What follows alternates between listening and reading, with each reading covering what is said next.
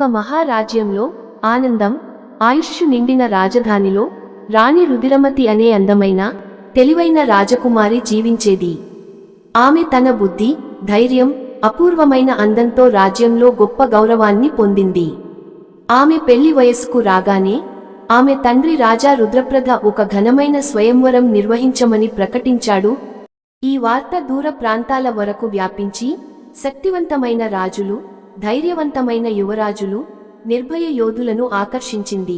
బంగారు తెరలు శిల్పాలు పుష్పాల అలంకరణలతో మెరుస్తున్న రాజమహలంలో ఉత్సాహభరితమైన వాతావరణం నెలకొంది. యువరాజులు యోధులు మహారాజులు ఒక్కొక్కరుగా రాజభవనంలో అడుగుపెట్టారు.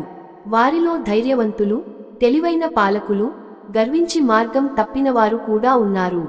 వారందరూ రాణి రుధిరమతి ప్రేమను గెలుచుకోవడమే లక్ష్యంగా వచ్చారు. పోటీదారులు సిద్ధంగా నిలిచినప్పుడు రాణి రుధిరమతి రాజభవనం నిండా మధురంగా తన గంభీర స్వరంతో పలికింది. నా భర్తగా నిలబడటం గౌరవమే కాదు, బాధ్యత కూడా. నా భర్త నాకు మాత్రమే కాకుండా నా రాజ్యాన్ని కూడా రక్షించగల వీరుడై ఉండాలి.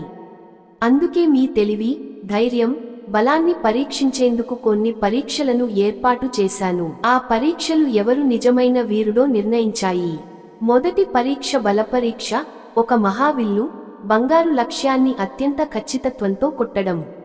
అనేక మంది ముందుకు వచ్చారు, కానీ కొందరే విజయం సాధించారు.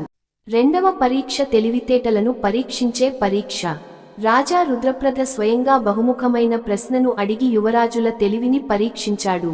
అనేక మంది యువరాజులు ప్రయత్నించి విఫలమయ్యారు, కానీ ఒక యువరాజు మాత్రం తన తెలివి వివేకంతో మిగతా అందరినీ ఆశ్చర్యపరిచాడు. తుదికి ఖడ్గపరీక్ష. బలమైన యోధులు కత్తులతో పోరాడుతూ జ్వాలలు చిమ్ముతూ హోరాహోరీగా పోరాటం చేశారు. ఈ పోరాటంలో ధైర్యం శక్తి న్యాయం కలిగి ఉన్న యువరాజు వీరభద్రుడు విజయం సాధించాడు. పరీక్షలు ముగిసిన తర్వాత తుది నిర్ణయం తీసుకునే సమయం వచ్చింది. రాణి రుధిరమతి గంభీరంగా ముందుకు వచ్చి తన విజేత అయిన వీరభద్రునికి గులాబీల హారాన్ని ఉంచింది. ఈ చర్యతో ఆమె తన ప్రేమను ప్రకటించింది. రాజ్య ప్రజలు సంబరాలతో ఆనందోత్సాహంతో ఉత్సవాలు జరిపారు. వీరభద్రుడు ఆమెకు మాత్రమే కాకుండా రాజ్యానికి రక్షకుడిగా నిలిచాడు.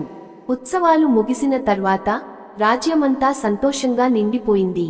రాణి రుధిరమతి మరియు వీరభద్రుడు న్యాయంగా ధైర్యంగా ప్రజలను పాలిస్తూ ఆనందంగా జీవించారు.